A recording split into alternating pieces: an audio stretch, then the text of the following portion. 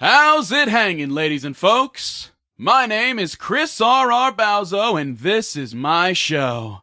You're about to hear the latest and greatest installment of my ongoing sword and sorcery sci-fi narrative. A story written, read, performed, and edited, all with your ear holes in mind. So don't even concern yourself with going back to catch up quite yet, because this episode, like every episode, just so happens to be the perfect jumping on point. And then, once you're hooked, feel free to go back and catch up on the story thus far while you wait for the next one to drop. But for now, all I need you to do is sit back, relax,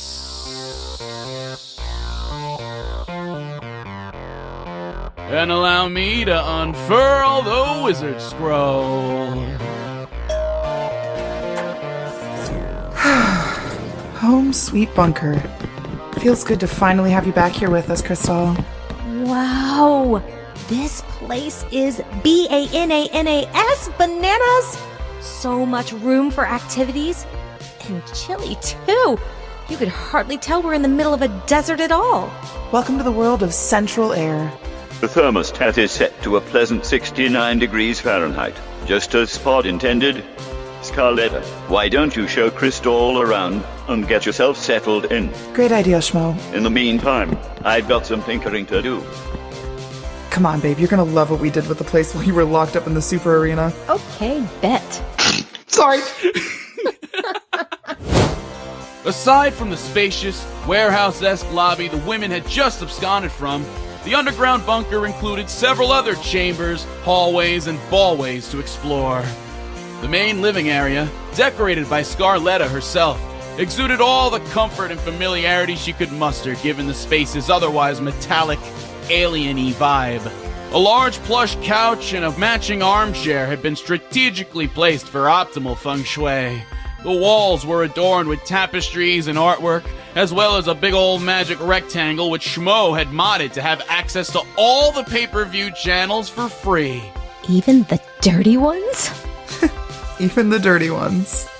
Scarletta led Krystall deeper into the bunker, to a small kitchenette fitted with all the modern appliances one might expect.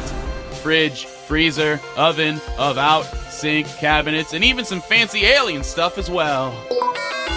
Good afternoon, Scarletta and new user. My name is Dexter Oswald Cabbage Patch, but you may call me Doc for short. Would either of you care for a coffee beverage or a confectionery treat at this time? Whoa, is that a fucking talking coffee maker? It sounds a little bit like Schmo. Doc, this is Krystall. On behalf of Robarista LLC, I thank you for your patronage, Krystall. Now, is there anything I can prepare for you? Babe, you gotta try this thing's Venti Trenti Ice Macchiato Double Pump Cold Brew Pumpkin Spice White Girl's Delight with sweet foam on top. You want one? I absolutely have no idea what the fuck you just said, but oh boy would I. I'm still a basic white bitch at heart. I'm sorry. 2, please. Understood. Producing beverages now. Here are your beverages, Scarletta and Krystall. Enjoy. Holy guacamole, Scar, this is fucking delicious. And you guys have just been living down here like it's MBD? Yeah, you get used to it. Down a particularly narrow ballway the women trekked, ice-cold coffees and confectionaries in hand. Presently they arrived at the sleeping quarters, a large chamber with a set of dividers splitting the room in half. One half was filled with the same sort of decorum as the living room upstairs, with tapestries and posters hung about with care, and neatly trimmed potted plants that snaked their flowery vines up along the grooves in the walls. Brightly colored throw pillows and bed sheets were neatly arranged atop a pair of small twin mattresses in the corner, which had been pushed together to make one big mattress. And here's Schmo's half. Scarletta pulled the divider away to reveal a bare, drab space with a single twin bed, a nightstand with a reading lamp, and a hook on the wall for his little pajamas and sleeping cap. Utilitarianism at its finest? He barely even uses it. Most mornings I find him asleep in the lab hunched over some new gizmo or another. We have a fucking lab? The women stepped into Schmo's laboratory, the air crackling with a palpable energy as their eyes fell upon the myriad inventions, notes, machines, and ancient alien technology strewn about all over the place. While off to one corner of the room sat a bookshelf crammed with all the books and scrolls they had pilfered from Azataz's bedchamber all those many moons ago. Schmo himself was not immediately visible, but Scarletta knew he was in here. I know you're in here, Schmo. Don't worry, we'll be out of your antenna in a minute. I'm just showing Krystall around. Hold on one moment, ladies. Before you step out, I have something to show you. The alien Schmo came stumbling out of the small bathroom he had made for himself right there in the lab using some spare room dividers and an old bedpan. Just give me one moment as I sanitize my appendages. Krystall, you are going to love this. He returned to address his compatriots once more, except now he held a device that resembled an arm in his outstretched hands. He did his best to smile up at them, but his facial anatomy had other plans. Looked like a fucking weird little guy, let me tell you. Holy shit. This guy don't have teeth. This guy don't have fucking nothing. He's got like, he's smiling, right? But it's like a bearing of gums. It's really, really unsettling. You just have to see this shit, man. But like this, use your mind's eye to see it. Send in fan art of a gray alien smiling with his gums. Just something I whipped up for you this afternoon. To replace the one King Rodney chopped off back on Rikers Island. You built her an arm? Oh shit, for me?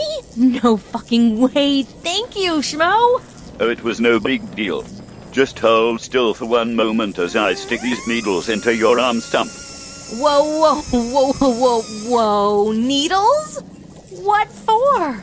My apologies, Krystall. In order for your new arm to maintain nominal functionality, I must mount it directly to your body's natural mana reserves. Scarletta, would you be so kind as to get our dinner started? I should be able to complete this procedure on my own, so long as our friend cooperates. Right. Try to stay still, babe, okay? Schmo knows what he's doing. Oh, all right. Oh, sweet goblin, Jesus have mercy. As an elf, you possess higher levels of mana in your blood than a human or an orc. Untrained and without a MacGuffin to channel it, this mana is inaccessible to you. However, my device is able to harness this energy straight from the blood vessels in your arm stump. So, how do you know so much about magic all of a sudden? Well, my dear, during your little stint in the Slammer, I have been studying up quite extensively on the subject. I have poured myself into the wizard's notes, books, scrolls and etc., and I have gained a basic understanding of this enigmatic substance's latent power. Krystall, you were his student once. Have you not read any of the man's bloody books? I was only his student for like an hour and a half, Schmo. A time during which the bastard and I did nothing but smoke wizard weed and eat snacks. Oh yeah, then there's the part where he kidnapped me, shrunk me down to the size of a pinky finger, and proceeded to fucking feed me to his pet sharks. So yeah, no, I didn't learn jack diddy shit dick all from that tricky little troglodyte. Even still, you could learn much from the knowledge he has left behind. Azataz the Wize is a scoundrel and a scallywag, but by Space George, he knows his stuff about magic. Bada bing, bada boom, Mr. Worldwide, I step in the room. You've got a robot arm now, kid. Whoa, cool, this is amazing, Schmo, thank you. It's almost as if losing my arm in the super arena had no major plot significance whatsoever. Indubitably. Soup's on, gang. Hearty brown powder stew and a garden salad grown fresh from the veggie cultivator. Eat up. Oh, wow. That's a snazzy new arm you got there, babe. Would you mind giving me a hand with this hot bowl of stew real quick? No problemo, fellow babe. Ow, jeez, that's smarts. Be careful, Krystall, and forgive me. I have failed to inform you that your arm has artificial nerve endings that will replicate sensations of touch and communicate them to your brain. Thanks for the tip. gosh, that's really cool, actually. Now let's see if you can properly operate a spork with that bad boy. Yes, girl. Here's a fresh bowl of stew for you. And now, drum roll, please. Brrr. This stew tastes weird. What did you say was in it?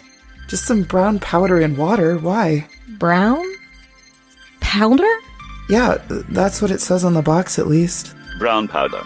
Manufactured by Brown Powder Limited, is a dehydrated meal made from oats, rice protein, pea protein, sunflower, flaxseed, coconut oil, medium-chain triglycerides, and several dietary supplements.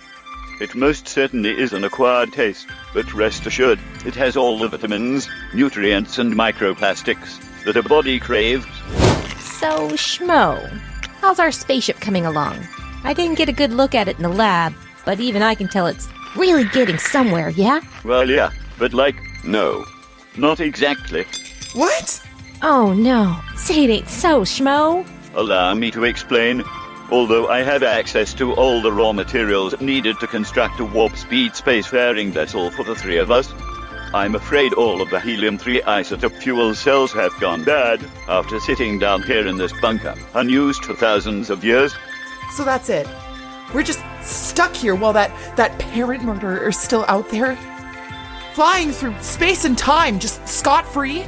Fortunately, I have devised an alternate plan to get us up and out of this backwater shit-stained planet. No offense. You see, after many hours of off-screen study and deliberation, I have successfully developed a method of harnessing mana for use in powering machinery. Case in point, the very arm Krystall now wields. So what's the plan? You gonna hook me up to some kind of blood-sucking mana battery? Spot no. The mana you possess within your body may be able to power a simple cybernetic appendage, but a rocket ship is completely out of the question. Not only would such a device suck you completely dry and kill you immediately, but we would not even harness enough mana to escape Huxlin's gravitational pull. Rest assured, I have a much less barbaric solution to this conundrum in mind, though it will require the two of you to go on a small fetch quest. A quest, you say? During my stay at the Wizard Tower, the old dirty bastard had mentioned he has a mana well in his basement that he can tap directly into for more power. Your quest, should you choose to accept it, is to venture back to Azataz's home and harvest as much mana as you can. Question. Yes, Krystall. How does one harvest the mana? All you have to do is consume it like you would a brown powder stew, or perhaps a concentrated bait cartridge device. As soon as the mana enters your body, the arm will take care of the rest. And exactly how much mana does she need to consume? In order to get us to the nearest space wawa, you must imbibe approximately 1 liter of mana. The fuck's a liter? Audible sigh. Approximately 33.8 fluid ounces. Either way, there is a small indicator located under your wrist that will blink green after you have harvested the appropriate amount. Seems simple enough. Just get in, drink some green slime, and get out. Let's go first thing tomorrow morning. What do you say, Scar? Sounds like a plan. Excellent. The sooner you retrieve that mana, the better. Well, that sure was a nourishing meal. This brown powder was prepared to perfection. Chef's kiss. Thank you, Scarletta. Now excuse me as I get back to my laboratory. I intend to have the ship nearly completed upon your return. Good luck and Godspeed on your journey, ladies. Good night, Schmo. Good night. Nothing like a nice, quiet night with my manic elf pixie dream girl to recharge the old proverbial batteries. Right, Krystall? Scar, you said we had all the pay-per-view channels, right? Yeah? Are you thinking what I'm thinking? Probably not. Well, look who's here. Finally, King Rodney has come back to Pineville. But you know what? Looking out at all your faces, I can't help but thinking that this place should be called Pineville. Now let me tell you idiots something. I got no clue who I'm facing tonight. You know what? It doesn't fucking matter. I got one good arm, and a whole lot of ass kicking in these boots. So bring out whoever you want to.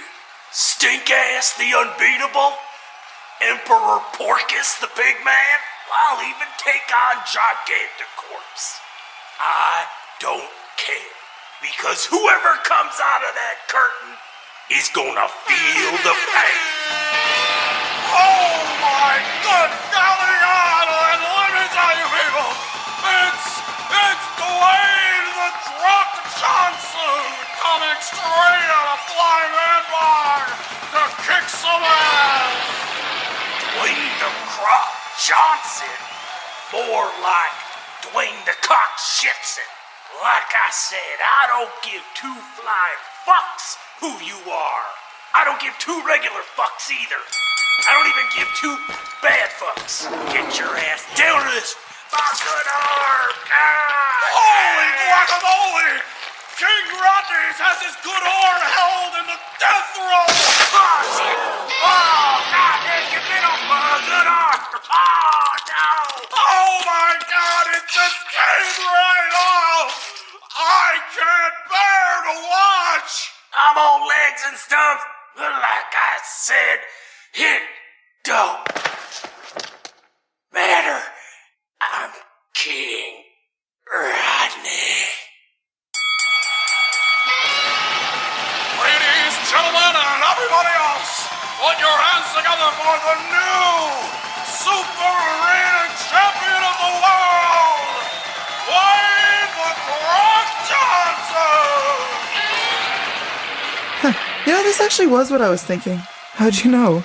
A manic elf pixie dream girl never reveals her secrets. Today's episode of The Wizard's Scroll is brought to you by... Hello, my name is Stephen Hawking. I have hacked into this RSS feed with a special message for all time travelers. On the 28th of June, 2009, I hosted a party at the University of Cambridge for all time travelers. If you have a time-traveling device of any kind, please meet me back then, and we shall eat cake and cookies, and we shall also discuss science stuff as well. Now back to the Wizard's Scroll. The hot desert sun beat down on our perilous pair of heroines as they rode their trusty motorized sled across the sandscape. It was like 69 degrees Celsius out there, just as the Spevel intended. But thankfully, their expeditious pace gave them a nice cool breeze to enjoy as they made their way back to civilization. 4 hours of riding later, and they had reached the desert's edge, meaning the sandmobile could no longer be mobile due to lack of sand. So they ate a quick lunch of nuts, berries, as well as a large pan-seared squirrel Scarletta had sniped out of a tree with a single, well-aimed arrow. Boom shakalaka. When they finished their meal, Krystall stuffed the sandmobile into her bag of holding for safekeeping, and they continued their trek on foot. And after a good solid 4 more hours of marching through the brush, they had stumbled upon something that perhaps they were not meant to find. A small settlement of large, boxy tents and lean-tos arranged in a tight semicircle with a big fire pit in the center. A dozen or so centaurs milled about the fire, drinking, laughing, and making merry as some deer and other woodland critters drank calmly from the babbling brook nearby. Just our luck, babe. We just stumbled straight into a centaur campsite. Yeah, no, let's stumble off in a different direction. These guys are super xenophobic. Hi there, friends! Oh my good golly, goddamn god, what the fuck is that? With a flick of a wrist and a twist, Scarletta unsheathed her crossbow and aimed it straight for the little abomination that had joined them in their hiding spot. It was a creature unlike anything she had ever seen in all her sweet dreams or beautiful nightmares. Basically, it was just a horse's head with 2 exquisitely toned, pasty white human legs pointing out the bottom, nary a torso to be seen. So she kept her weapon trained on the thing's long equine visage and gritted her teeth in a threatening manner. Now listen here, you freaky little creature. If you take 1 step closer to me or my boo thing Krystall, I'll... Hold it, Scar. Don't hurt him. This is my friend Wrong Half, the reverse centaur. He helped me out of a really nasty jam in, episode 3 or whatever. I owe him my life. Wrong Half, this is my better half, Scarletta J. Questman. It's a pleasure and a treasure to meet you, Scarletta J. Questman. Let me tell you, Krystall's a real swell gal, she is. She saved my life back in episode 4 or whatever. I owe her my life. Hold up. Don't you remember how you saved my life a second time in, episode 5 or whatever? I owe you another one, man. How does it eat? How does it live? Come, have a seat by the fire, friends. Tonight, you are my esteemed guests. The other centaurs, who had evidently been silently staging an ambush on our heroines this whole time, had called off their attack as soon as Wrong Half said the words. Presently, they returned to the festivities of the evening with a frightening level of nonchalance, considering the dire deed they were prepared to carry out. Homegirl, it's been 3 years since I've seen you last. What the heckaroni and cheese have you been up to for all this time? Well, I just recently got locked up in the slammer and lost an arm, and then I busted out and got a new robot arm, and here I am. I see the tribe shaman was able to remove the penis from your forehead and attach it back to the right spot. That's good. Yes! Fortunately, the procedure went off without a hitch. And, my apologies for the indecent exposure, gals. We centaurs do not believe in clothes, you see. He said, all buck-ass nude-like. Krystall and Scarletta took a moment to look around at the centaurs milling about in a wide berth around the trio. The human-horse hybrids that presently wore little else besides decorative headdresses of flowers and feathers. All the better to showcase their gleaming, inexplicably glistening abdominal muscles and/or six-breasted chesticles. Yeah, it's totally fine. Letting it all hang out al natural style. I can dig it. She said as she proceeded to remove her shirt and bra. Come on, Scar. Everyone's doing it. No, I'm not doing that. That's cool, too. Whatever you're comfortable with, babe. So, what brings you fine gals out here to this neck of the Tiger Woods? We're actually on a quest right now. Oh, hey, a quest! What kind of quest? Nothing huge. We're just gonna go poking around in Azataz the Wize's basement for some huge magic power source or whatever. Wait a minute! Did you say Azataz the Wize? I fucking hate that guy! What? You've got beef with that crusty old bag too? Of course! You see, back when my mom was pregnant with me, Azataz the Wize showed up in my tribe's camp one day and fired some kind of laser beam at her stomach. And then a few months later, I was born with my halves all fucked up. Oh, you poor thing. If you gals are headed to the Wizard Tower, count me in. I've got a little carriage in my tent that should be plenty big enough for the two of you. Well, that would be just fantastic. Krystall, what the Excuse us for 1 second. Wrong half. Krystall, are you sure about this? I mean, look at him. How do you expect that little thing to pull a fully loaded carriage halfway across the Tiger Woods? Babe, trust me. Wrong half may be 3 feet tall, but he's got some serious horsepower in those legs. He's a great asset, a good friend, and besides, do you want to spend another 9 hours walking through brush tomorrow? No, that's a good point. My legs could use a break. I've already got blisters on my blisters and a rash that'll make your mama say, "What the fuck is this line?" Them thighs there are redder than a red delicious apple in autumn. Like, shit, somebody get this bitch some ointment. So it's settled. We'll head out first thing tomorrow morning. That sound good, WH? Oh, hey, sounds great, gals. Now, would either of you care for a sip of wine from the communal goon bag? Yeah, no. We're good. Thanks. Whoa! Whoa! With all the speed and power of a regular centaur, Wrong half galloped through the Tiger Woods, bobbing and weaving between the trees, fully loaded carriage in tow. Holy fuck, this guy's fast as fuck. I told you. Well, here we are, gals. And lo, after an expeditious but uneventful gallivant through the forest, they had arrived at their destination before noon. The ruined remains of Ashtown were not a pleasant sight to behold. That once humble burg nestled betwixt the wood, the one where she had grown up, where she had learned to shoot a bow, where she had gotten her first kiss.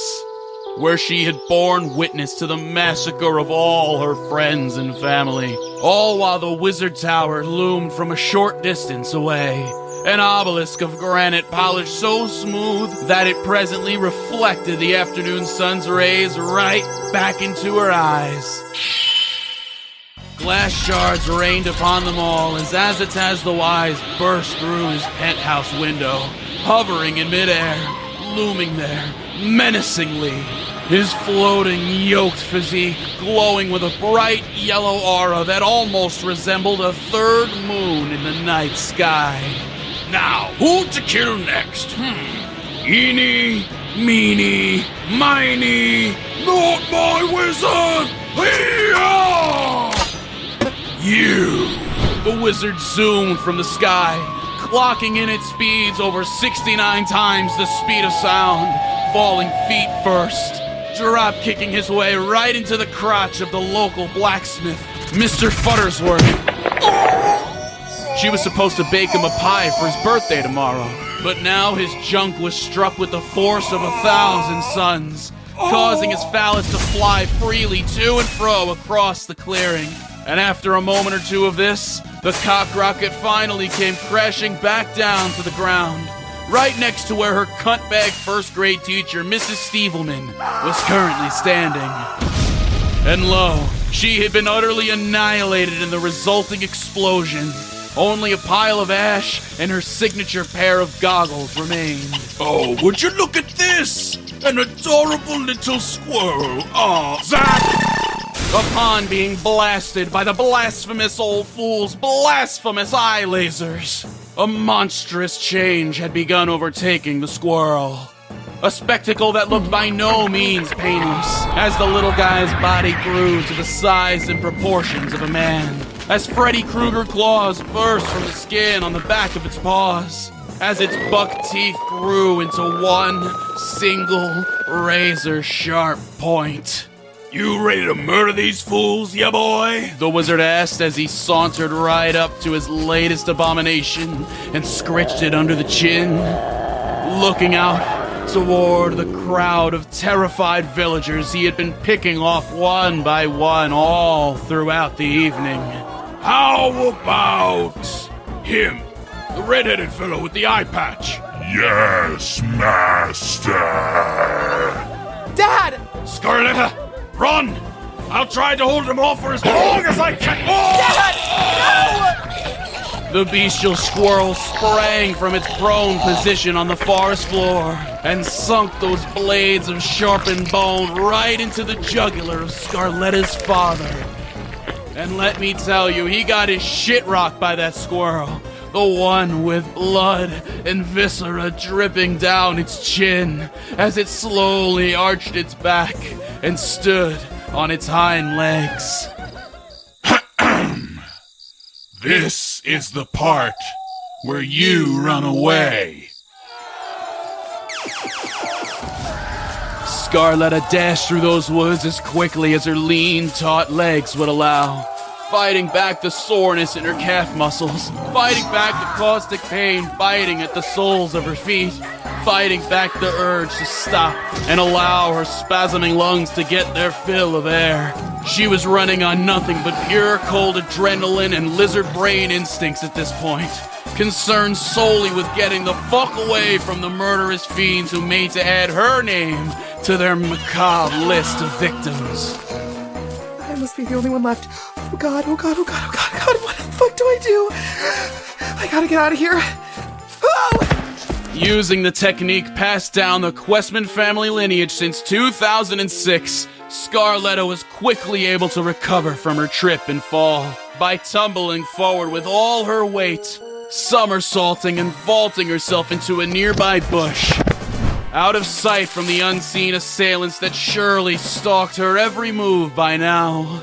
She sat and listened then, bow drawn at the ready, pulled taut and loaded with 2 arrows at once, as she waited for her opponents to reveal themselves.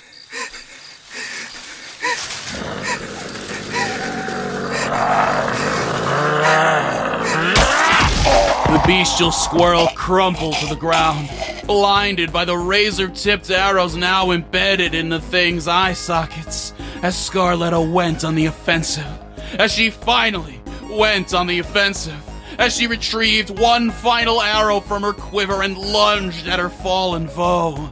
An arrow which she wielded like a dagger as she straddled the 6-foot-tall, blood-stained squirrel, pinning each of those powerful arms under her knees as she stabbed the beast repeatedly in the chest. Again and again she rose that simple arrow above her head, only to send it crashing right back down, piercing the sinewy, gamey flesh of that man-eating squirrel again and again and again. She knew Azataz was nearby. She knew she was dead to rights already. But in that moment, she didn't care. The only thing that mattered was that she had bested her foe, had set him low, pinned him down, and exacted her revenge. Exacted her father's revenge. Ashtown's revenge. And she would embrace whatever came next with her head held high.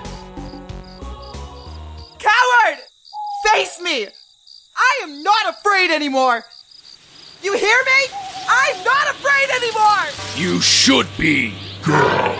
Azataz the Wize, the despicable old deceiver himself, had finally made his presence known. Stepping out from the brush with his staff outstretched, the orb nestled atop it, radiating a pure darkness that seemed to devour any light that drew too close. It grew larger by the second, larger by the instant, larger still, even as she gazed directly upon it. The hairs on the back of Scarletta's neck stood on end as she staggered backwards, anything to distance herself from the impenetrable blackness that threatened to swallow her up entirely.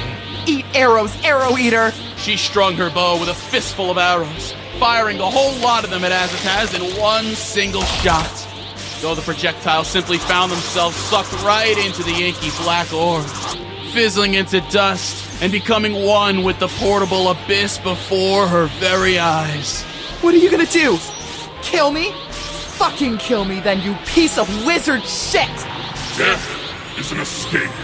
And for you, girl, there shall be no escape.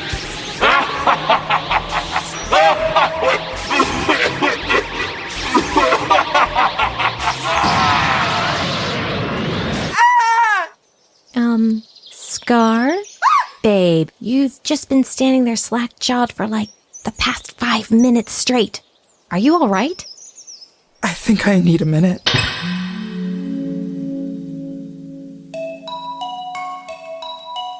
Thanks for tuning in to me screaming about wizards for a half hour.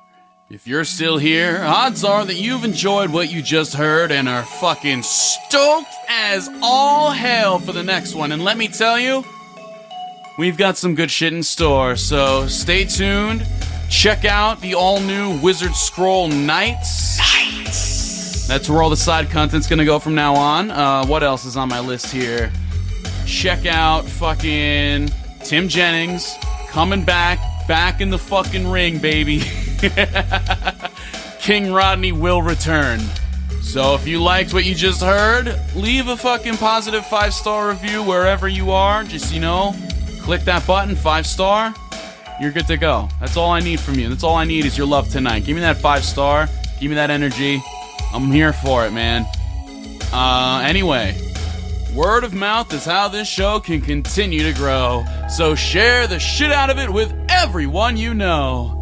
And until next time, bye.